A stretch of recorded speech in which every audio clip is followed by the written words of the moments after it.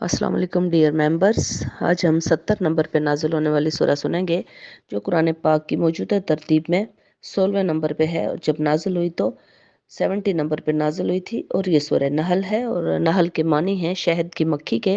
बिस्मिल्लाह रहमान रहीम। जैसे कि पिछली कई सूरतें हम सुनते चले आ रहे हैं कि अल्लाह ताला क़यामत के दिन और यौम हिसाब और क़यामत की हौलनाकी और उस दिन की सारी जो सख्तियाँ होंगी वो सारे अल्लाह ताला ने तफसीर से पूरी तफसील के साथ अहले मक्का को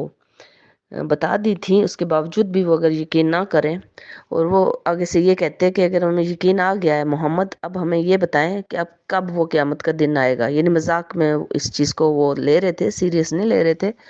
और कहते हैं कि जल्दी से हमारे ऊपर क़यामत लेकर आए फ़ौरन। तो अब अल्लाह ताला ने इस सूरत का स्टार्ट ही इस आयत से हुआ है कि आया चाहता है अल्लाह का फैसला।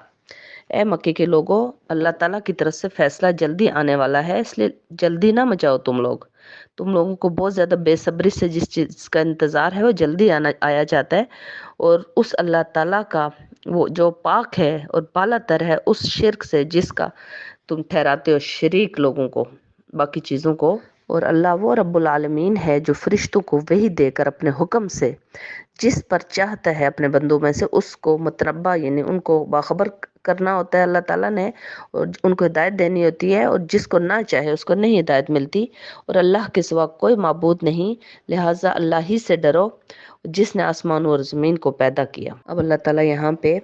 जो पालतू जानवर हैं, जो चौपाए हैं, जिनसे अल्लाह ताला जिनके बारे में इस सूरत के अंदर थोड़ी तफसील से बयान हुआ है कि जिनका दूध भी पीते हैं और जिनका गोश्त भी खाते हैं और वो हमारी सवारी के काम भी आते हैं। तो अल्लाह ताला फरमा रहे हैं कि जिस तरह ढेर सारा भेड़ों का भी अगर आपने कहीं देखा होगा रेवड़ जा रहा होता है, और इसी तरह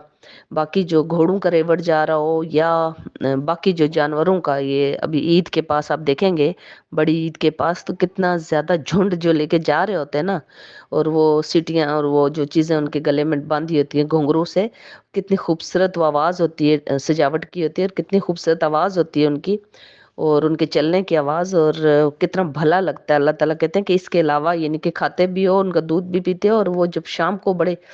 प्राउड होके वो बंदे जा रहे होते हैं जिनका पूरा रेवड़ होता है, जितना बड़ा रेवड़ हो तो कितना खूबसूरती के साथ जीनत होती है पूरी उस बंदे की,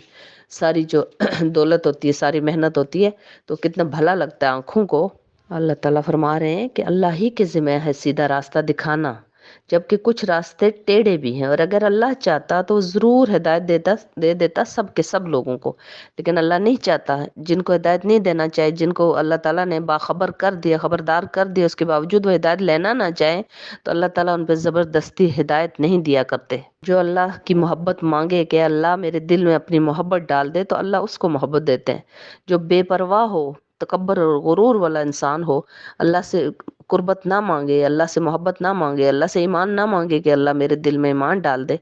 तो अल्लाह ताला नहीं पसंद करते कि उसके ज़बरदस्ती अपनी मोहब्बत उसके अंदर डाल दें। और अल्लाह ताला फरमा रहे हैं कि सूरज और चाँद और बाकी जितनी भी चीज़ें हैं, इन मतलब चौपायों के अलावा खाने की जो चीज़ें हैं, खेती, जैतून, खजूर, अंगूर, और इसके अलावा सूरज और चाँद को भी हत्ता के तुम्हारी खिदमत के लिए, इंसानों तुम लोगों की खिदमत के लिए अल्लाह ताला ने उन सारी चीज़ों को पैदा किया है, और उस अपने काम में लगे हुए हैं। वो सब के सब खिदमत पे मामूर है, हत्ता के फरिश्ते भी हमारी खिदमत पे मामूर हैं। अल्लाह ताला फरमा रहे हैं कि अल्लाह ताला उन लोगों को बिल्कुल पसंद नहीं करता जो गुरूर करने वाले होते हैं, जो तकब्बर करते हैं और उनके अंदर अकड़ होती है। तो अल्लाह ताला उन लोगों को बिल्कुल नहीं पसंद करते। अल्लाह ताला माफ़ करने वालों को, माफ़ी मांगने वालों को, अफ़ो दरगुजर करने वाले लोगों को, रहम दिल लोगों को अल्लाह ताला पसंद फरमाते हैं। अल्लाह ताला फरमा रहे हैं कि जब फरिश्ते रूह कब्ज़ करते हैं ऐसे लोगों की जो कि रूह निकलते वक्त वो शिर्क और उसमें मुब्तला नहीं होते, कुफ्र और शिर्क में नहीं मुब्तला होते, बल्कि वो मोमिन के दर्जे पे होते हैं, तो ऐसे लोगों को उसी वक्त फरिश्ते जन्नत की बिशारत दे देते हैं, और उनको बड़े प्रोटोकॉल के साथ ले जाके आलम अरवा में उस जगह रखेंगे कि क़यामत आने तक वो उधर रहेंगे, लेकिन खुशखबरी जन्नत की उन्हें उसी टाइम मिलेगी। अब अल्लाह ताला अपने प्यारे नबी से फरमा रहे हैं कि ए मोहम्मद, अगर आप सल्लल्लाहु अलैहि वसल्लम, अगर तुम हरीस हो उनकी हिदायत के लिए, यानी जो कफ़ार ने इस्लाम ला रहे हो और आप उनके लिए हरीस हैं, यानी आपके दिल में अगर हिर्स है कि ये भी किसी तरह मुसलमान हो जाएं,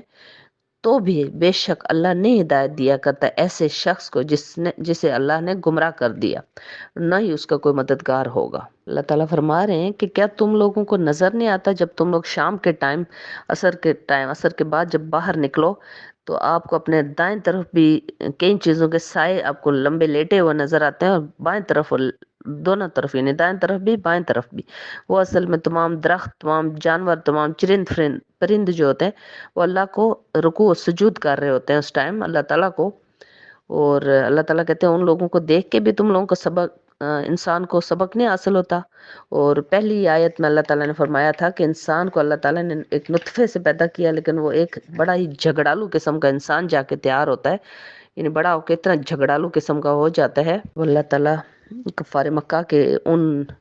بیٹوں کے لیے جو کہ انہوں نے اللہ کے نام پہ وہ جو مورتیاں رکھی ہوئی تھیں اور جن کو چڑھاوے چڑھاتے تھے، اللہ فرما رہے میرے لیے بیٹے، اپنے لیے بیٹے پسند کرتے ہو، 10 بیٹے ہوں تو بھی کہتے ہو اور بیٹے ہوں،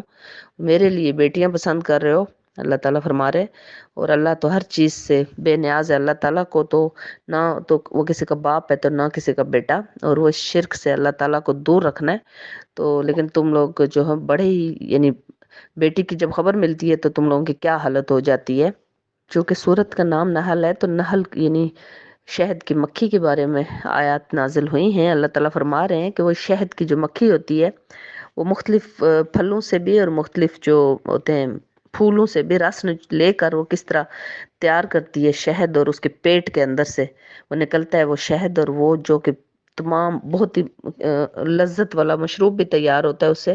اور انسانوں کے لیے بہت ہی اچھی خوراک ہے۔ اللہ تعالیٰ فرما رہے ہیں کہ میرے جو مومن بندے ہوں گے ان کو دنیا میں بھی بھلائی عطا کروں گا، اور آخرت میں بھی ان کا صلہ جو ہے بہت ہی اوپر ہوگا۔ تو اللہ تعالیٰ مومن کے درجے پہ ہمیں فائز کرے، اس کے لیے ہمیں بہت زیادہ محنت کی ضرورت ہے ہمیں۔ اللہ تعالیٰ ہمیں جو چوپایوں سے ہمیں دودھ اور گوشت کے علاوہ کیا حاصل ہوتا ہے وہ بھی اللہ تعالیٰ نے یہاں پہ فرمایا ہے کہ ریشم اور پشمینہ اور یہ جو چیزیں ہیں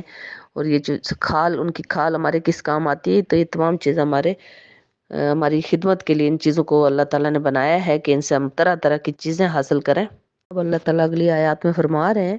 کہ کچھ ایسے بھی میرے بندے ہیں جو کہ جن سے غلطی سے اگر کوئی گناہ سرزد ہو جائے تو وہ ساری زندگی پشیمانی میں وہ گزار دیتے ہیں اور اللہ سے معافیاں مانگتے رہتے ہیں، تو اللہ بڑا رحیم و کریم ہے، ان کو بخش دے گا، اور پھر ان غلطیوں کی اصلاح بھی کر لیتے ہیں، یعنی دوبارہ وہ غلطی نہیں کرتے، ایسا نہیں کرتے کہ ڈیلی وہ غلطی دہرائیں، تو وہ نہیں کرتے، تو اللہ ایسے لوگوں کو پسند فرماتے ہیں۔ اب اللہ تعالیٰ اپنے پیارے حبیب سے فرما رہے ہیں کہ ان کو عمدہ نصیحت آپ کرتے رہیں اور مباحثہ کریں لوگوں سے، اور ہر چیز ان کو سمجھا دیں، اور اگر تو ان کو اللہ تعالیٰ ہدایت دینا چاہے گا تو ان کو ضرور ہدایت مل جائے گی۔ اور اے محمد جتنا تکلیف یہ آپ کو پہنچائے، آپ کو اور آپ کے صحابہ کرام کو، اتنی ہی تکلیف آپ بھی پہنچائیں، اور اگر آپ صبر سے کام لیں گے تو اللہ صبر کرنے والوں کو زیادہ پسند فرماتا ہے۔ اور اے نبی آپ صبر کیے جائیں، اور نہیں آپ کا جو صبر ہے اللہ کی توفیق سے ایک نہ ایک دن آپ کو اس کا صلہ ضرور ملے گا، اور غم نہ کھائیں آپ، اور آپ تنگ دل نہ ہوں، اور ان کی چال بازیوں سے جو یہ کر رہے ہیں تو اللہ تعالیٰ ضرور آپ کی حفاظت فرمائیں گے۔ اور ابھی آپ یہ سورہ سن لیجئے۔ جزاک اللہ۔